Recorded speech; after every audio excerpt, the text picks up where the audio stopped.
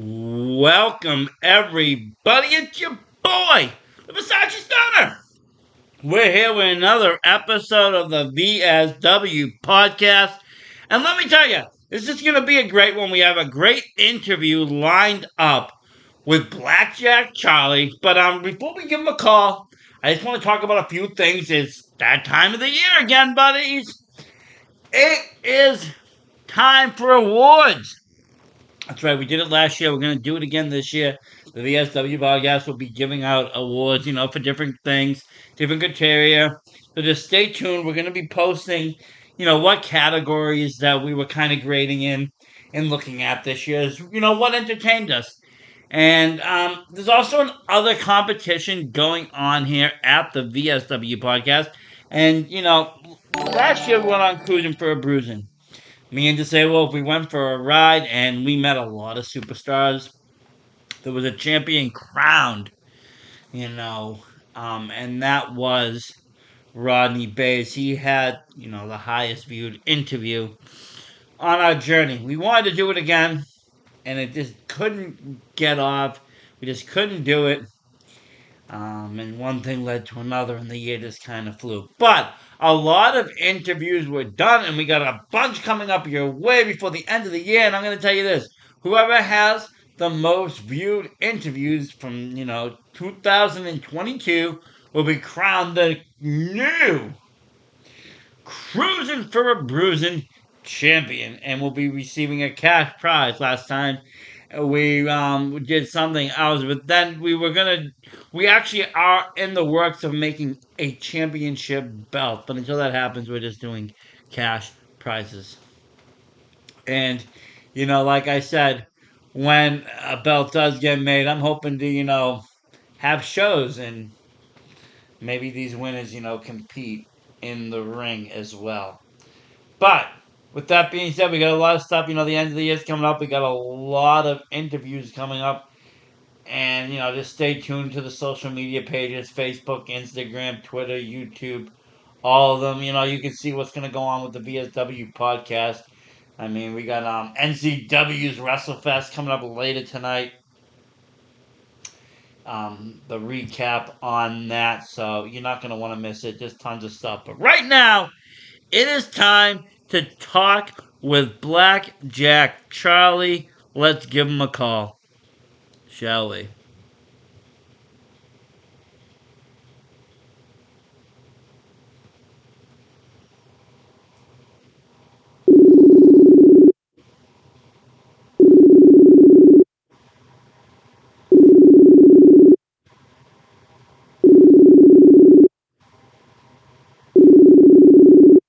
Oh, Hello? hello. Hi, Blackjack Charlie. Yeah, this is Tim. Hi, how is it going? This is the Versace Stunner from the VSW podcast. I welcome you on the show. Well, thank you. And, yeah, so, you reached out. We kind of were just talking. You were a little bit telling me a little bit about your past or present. You say USWF, USWE, CCW, RWA, AWL. So you work with Maniac Mike.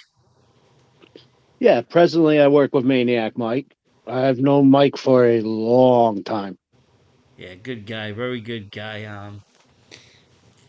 I do work with XUC, and they usually share the same hall right now. So we run like right before AWL. So always a good seeing Mike. He does a couple of our matches too. Comes in, faces a few of our guys. It's always a good time. And he's a nice Yeah, guy. I really like Mike talking to him, one on one. Some of these guys, they got big egos. Mike's really down to earth. he's never had a big ego. I started doing this when um, wrestling back in, I'd have to say, 1994. And it was in a backyard league, USWF. And he was one of the first people to actually come up and say hi to me when I started. Um, Man, I was 16 years old when I started doing that. Yep, yep. and it's been a long road, ups and downs, and So retirements and out of retirements, and done with this and back to this. all the drama that goes along with the career. It's not all the glitz and glamour that people see on TV. There's a lot of stuff and a lot of mental mind work that goes into, just the day-to-day lifestyle and juggling everything. It can be quite crazy at times. And you mentioned you started, what was it, 94? Yeah, 16? 1994. You're 16, so you okay. I'm trying to just think era wise. You're a little bit older than me, but not by much. So 94. You must have. Were you watching, like, you must have got into it by watching what you saw on TV though? WWE, Hulk Hogan, Iron Sheik, all them guys. I was always into it. But we started, my friend Matthew the Great, aka the Lariat. We you used to watch cable access when cable access was popular, of course. And we came across this group USWF, and this gentleman Travis Savage, who unfortunately has passed away recently. He Yep. he posted up. He used to post up his hotline number, and we used to harass him. And one day he's like, "Why don't you guys just come down and wrestle?" And I knew nothing, absolutely nothing about wrestling other than what I saw on television. I didn't know how to do it. And I came down, and these characters, I still remember it was Whiska, Fufa, and some other like really like corny guy like characters that were wearing. They were wrestlers at the time, but they were portraying other characters wearing masks. Well, that was the era, 93, 94. I mean, even the big time TV, everybody was goofy characters. You had people dressed up like baseball players, trash men, clowns, men from Mars. You name it. If it was sellable, they'd put you in it. Yeah, but You know. my first time in the ring, I got dropped on the back of my head and almost broke my neck. So no idea how to bump it all. It was just like bang.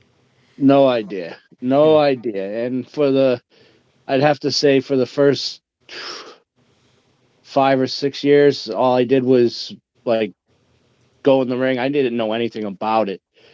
It wasn't until we actually moved to Stray Cats, Jay Messier's yard, that I started to pay more attention to learning how to take bumps. And Kind of were um, like perfect the training and kind of get like learn through that. I mean, there wasn't a training going on, but you kind of could pick up more of like the tips from the other guys that kind of knew yeah, more. I mean, none of us, with the exception of a couple that came out of USWF, really went for training. There was a guy that we called Kung Fu Lou that Yeah. used to teach us how to do back breaks. And if you didn't hit it in time, he would really hit you. And it's just, it, it's, it was a process of elimination, and a lot of practicing is what we did. A lot of us did. And my practicing was with my brother, uh, Josh, and his wrestling name was POD. We used to practice in his on his lawn how to take back bumps and do the moves and everything. And it's we used to land on rocks, land in trees, and all this other stuff. We didn't have any mats to practice Yeah, it on. wasn't Or anything. Yeah, it wasn't no, WWE's training center, state of the art. no, It was just, kids. Like, that's kind of like, when I was at age, it kind of like people were like, let's try to do some wrestling. It was like early 2000s, and hardcore was the big thing, and ECW was the rage. And, people didn't even care if it was any wrestling. They just wanted to hit each other with weapons and, bust each other open and just make a show of it. And, we played around for a little bit, and I was like, I don't really see where this is going to go. And the schools were very expensive. I was like, I'm going to go, I think I'll do, boxing. And I went into like boxing for many years, and then I went back to wrestling. But that was kind of thing, just a lot of people just kind of ganging up and just kind of hanging out and just, we were gonna do something. Like I said, it was that hardcore. Everybody was playing with barbed wire. People were just jumping into, just doing the stupidest things. That you look Oh back yeah, now and be like, they don't even the professionals don't even do that anymore. yeah. I was definitely one of those gentlemen that, you know, my wrestling talents they were never that great, but I was able to swing a mean chair, and I had a couple moves, and they called it "stupid shit with chairs." I hope it's okay to drop that Oh S yeah, bomb. yeah, yeah, yeah. It's okay. I already did it, although I asked. I didn't ask permission. But no, I used to do that, and one of the moves I'd do is I'd pile chairs on top of you and flip on them. It was called chair stew. Or another one I did was called Starbucks Special, where I'd set you up in the corner and I would slingshot the chair into another chair that was covering your face. That's fun though. But, but yeah, I was mostly doing weapons. It wasn't until I was intro to my friend Tony Jones, and Okay. that we started really looking into the training of it, an aspect of that. And Yeah, we, the whole like the mechanics. Besides that, there's the locking up and the yeah, reversals, the ropes, and all of this other stuff. Besides just the brawling and the beating each other up. yeah. I mean, we were sitting back saying, well, if we're going to do this, we should probably, learn it a little better than what we have. And the two of us went up to Kill the Kowalskis one day, and I'll never forget this. And we watched Kill Kowalski in the middle of the ring, bending up this little Asian kid, bending him, pulling Yep. up in all different contortions. Like, I don't know how he was doing that. Kid looked like a pretzel. And I took a couple bumps in the ring and everything, and I'm like, wow, this is what a real wrestling ring feels like. Because we're used to a backyard league where we had a steel chair that literally covered a hole in the wrestling ring. And if Yeah, you yeah, landed on nothing the wrong was. spot, you landed on a steel chair. So, and you couldn't bounce off the ropes for real because you would fall out the back of the ring. So it was my first time going into a real wrestling ring, and I fell in love. And I started, we couldn't afford the training there, but I came back and I started doing training elsewhere with other folks. And then USWF got out of the backyard, and we started going into rings that RWA rented, uh, Yep. allowed us to do. And um, We guys from over at the there, old chop shop. yep, chop shop most of the time. And we did stuff with them. A lot of the RWA guys crossed over to USWF because they came from USWF, Yep. and we started wrestling with each other, and they helped some of us with bumps and moves and everything because they went through some training. And we started paying a little more attention then. It was just I I ended up loving it, and then unfortunately a year or so later I decided to retire, which I shouldn't have done. uh the match was great, don't get me wrong. It was with one of my best friends, Kevin Elias, and primetime Kevin E, and I really enjoyed it. But at the end of it, it was like, why'd I do that? I wasn't ready.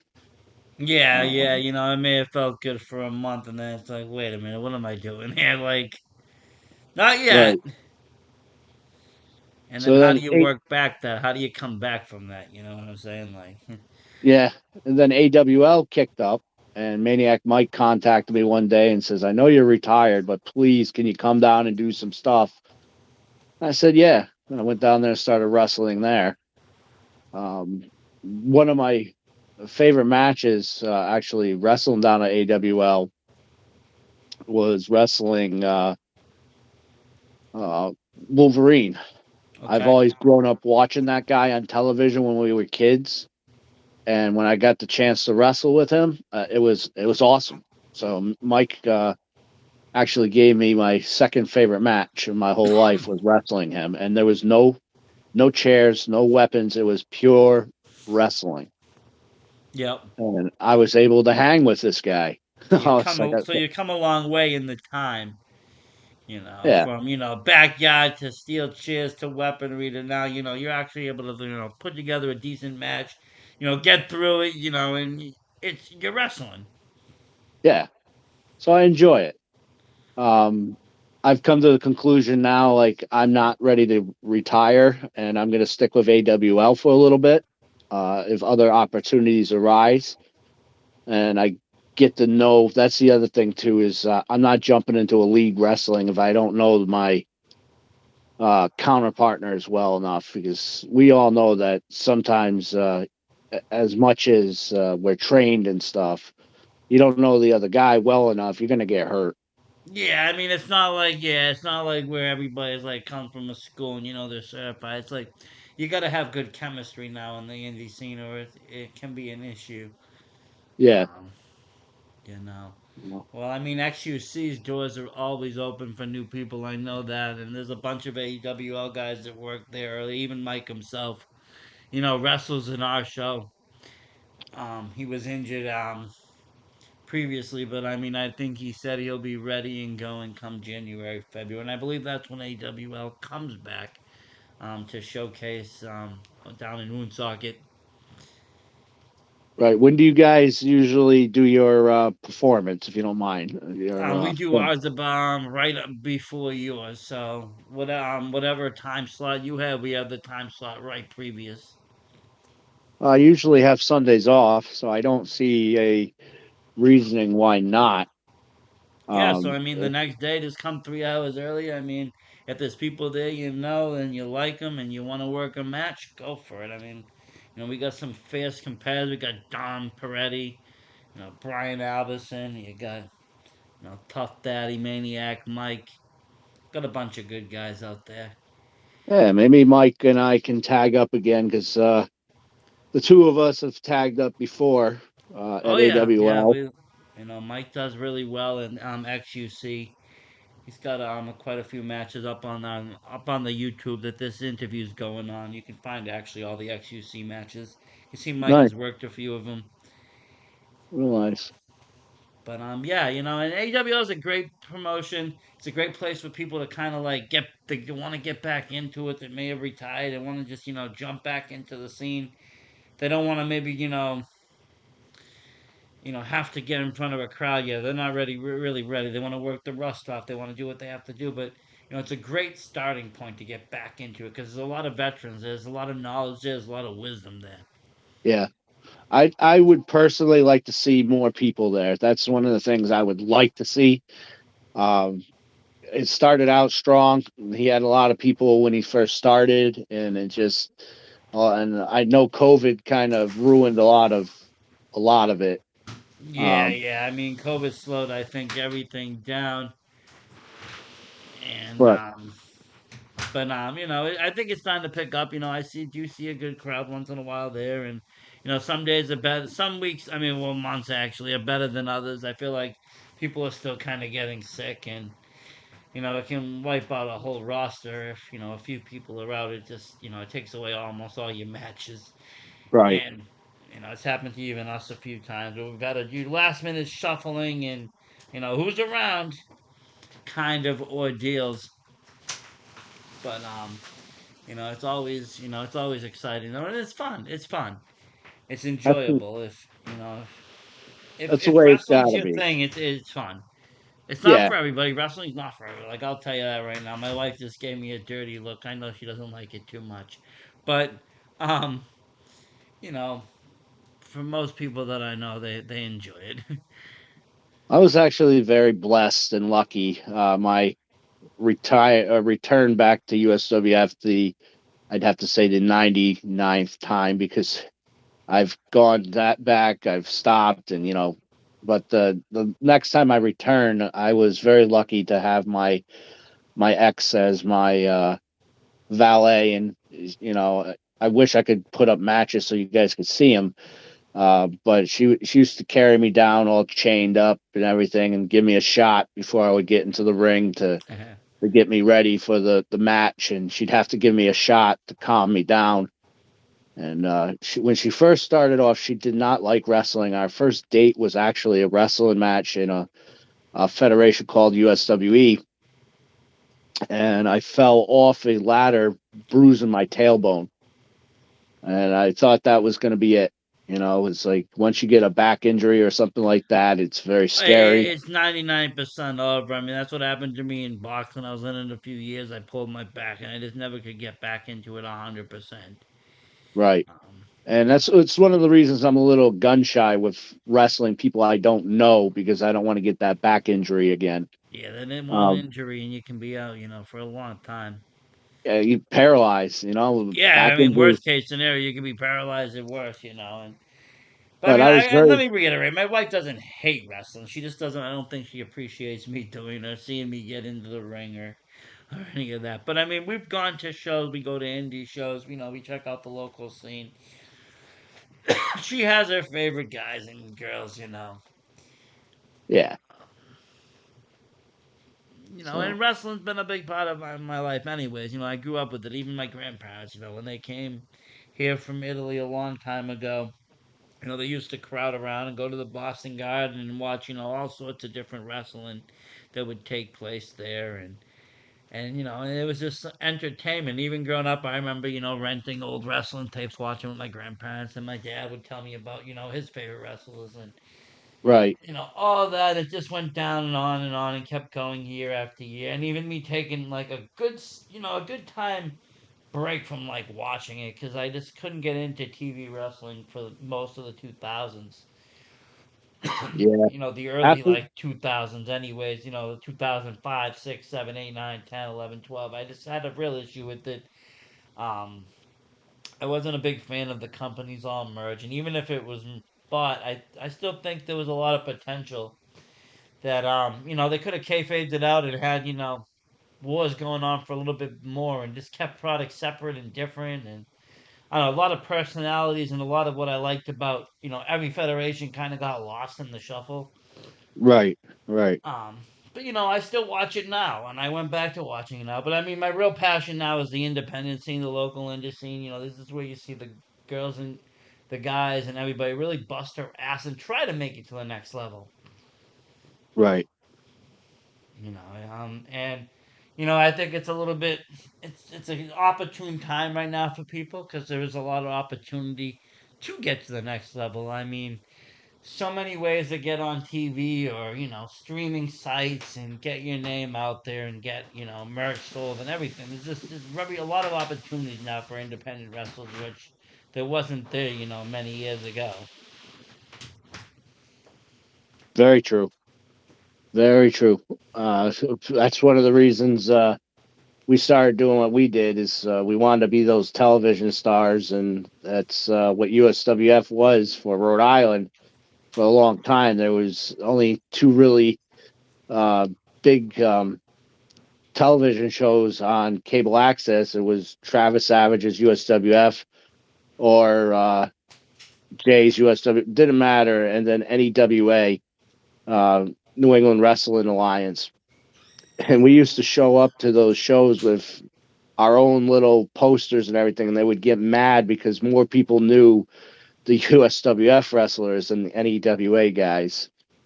Uh, The great but territorial days where it really mattered, show to show, and Ross just showing up, and it was kind of a dig, and posters ran rampant. You don't really see posters much at shows. If you do, it's just a few people. But back then, I remember even going to the garden myself or going to different venues around here, Waltham, locally. And I'd bring 5 or 6 posters that would have different things on it. You don't really see that a lot anymore. I don't know if it's just because they don't want it to be shown as much on TV, like you said, embarrassment or this or that, or people writing obscene things, different times. But that's one of the lost arts, I think. That and managers. You don't see many managers anymore either. nah, it's a dying art. Um, there's very few on the field right now, and the ones that are out there are good, but there's just not. It wasn't like it used to be. That's for sure. Right. But but yeah, so you said, you were doing the whole thing in USWF and now it's AWL, and the new season, I believe it starts in January for AWL. I think so. And like I said, I watched a lot of their stuff last year because I was there, or saw some of it, most of it on YouTube too. I do catch the show on Mike's channel. And, it's a very good. It's, like I said, it's a good time. Tony Jones Yeah, does good. Everybody does a good job. Putting that show together. it's definitely for passion. They're not doing it to be the next, Yeah, no you one's know, trying to get picked up to be on AEW next, Wednesday. But it's better than just sitting around thinking about the glory days as well. right, right. And we're very lucky to have a couple gentlemen there that will actually show some of the guys coming up and coming, how to bump and run the ropes and stuff like that. I mean, let's face it, like most of these guys, like they really don't have training because we can't afford to go to the No, schools. and training's expensive. It really is. And if you want, some of these schools want very large money up front, and if you're a young kid or you don't have it, you can't pay it. And Right, it's not like the olden days where there was just an abundance of kind of people that would train you. A lot of the vets don't really want to train the new kids. They just don't want to get involved, and a lot of the new kids don't listen. But I did notice, and we used a few people that in AWL. You got Ref Bob there. He taught a lot of my guys how to kind of referee, and he showed them a couple things, and how to do stuff. I got my other guy here, Rob Roberts. He's always willing to train people and show them how to take bumps and do certain moves.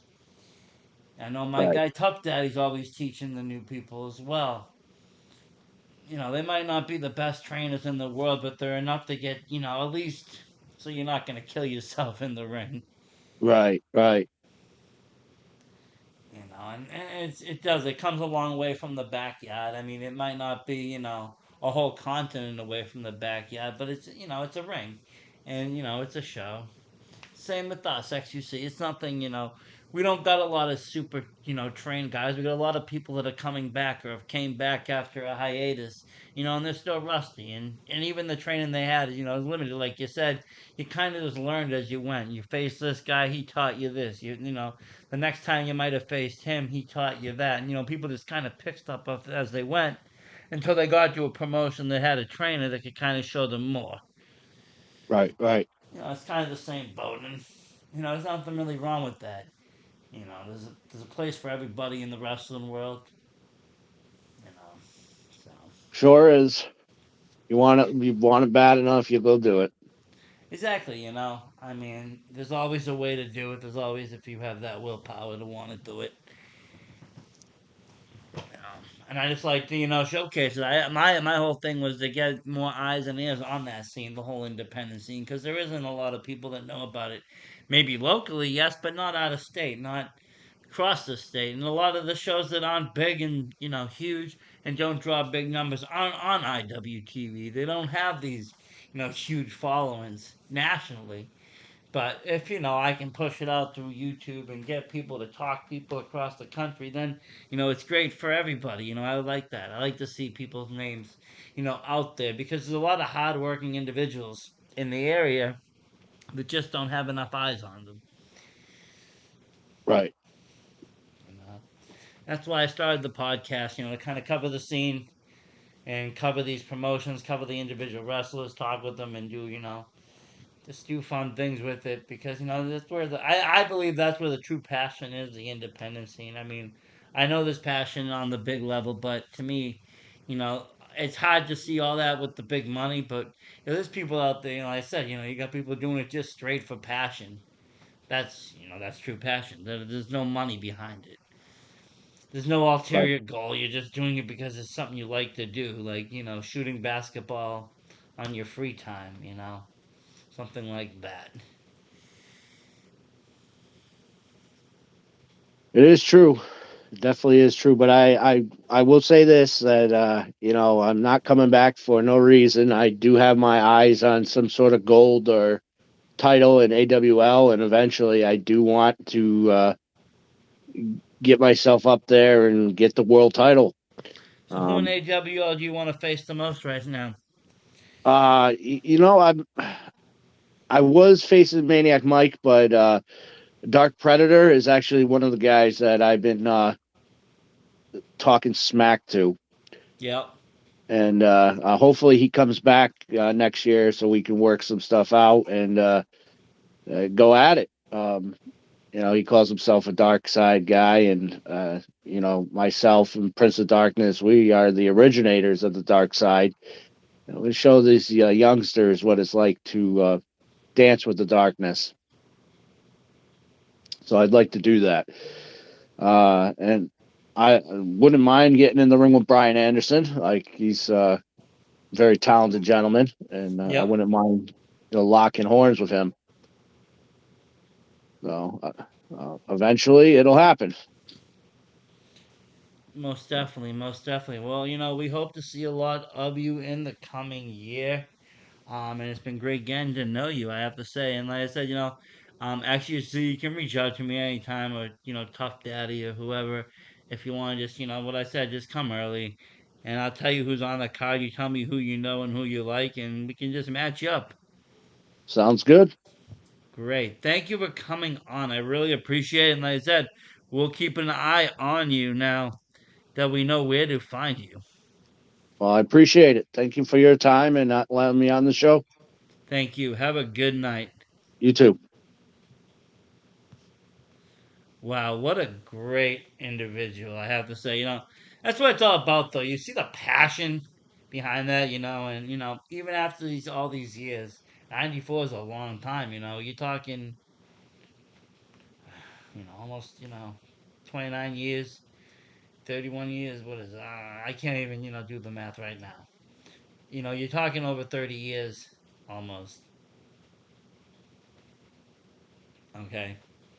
And, yeah, you take some time off, yeah, you leave, but then you think, you do think this is, this isn't. I'm not happy. There's something missing, and you realize what it is, and it is that passion. It is that wrestling. It is,